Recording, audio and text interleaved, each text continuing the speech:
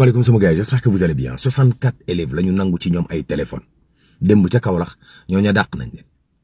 waaw 90 000 taux de réussite la Abdourahmane Diouf di xaar taux de participation bi yegg na 98% bagub Sénégal. RTS démb journal Winter bi mujjut jàll waxtu wañ ko prévoiroon ndax dafa am écran noir est-ce que sabotage la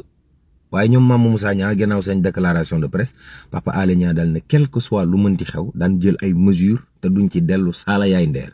sagara nga xeeñ foofa ca RTS ay xeer yu mag la Thierno Alassane Sall ak Thierno Bocoum joor ci kaw Ousmane Sonko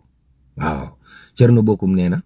Sonko mérité wul nekk premier ministre ndax respecté wul sénégalais yi respecté wul institution yi Thierno Alassane Sall daal ne am na loo xam ne loolu bu ko defee coup d'état lay nirool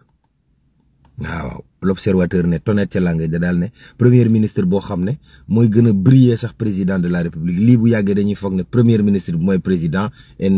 mooy définir politique état bi waaw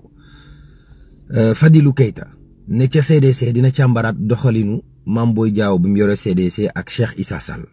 ngir ñu xool mbir ma fu mu mujjee ONAS nee nañ dinañ indi 3000 kubéeru rogol ginnaaw bi ñu fattarñee canal yi nawet baa ngi ñëw boo sàgganut gars yi daan ko fawaat jaay ko feeraay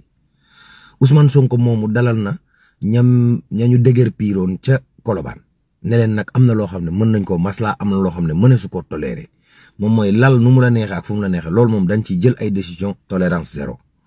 Jean-Baptiste Tine ministre de l'intérieur daal ne moom formulaire yi mu defoon mairie yi taxuñ ko woon jóg gouverneur yi ak préfet yi lan moo tax Rufisque amul problème Bamba Fall ne tonnet ca làng ga daal ne man dañ ma wax naa dëgër piir samay ambulant ma lànk ba tëdd ci naaj bi waaw problème am na foofu waa ji jarbaati jabaram moo ko jiiñ viol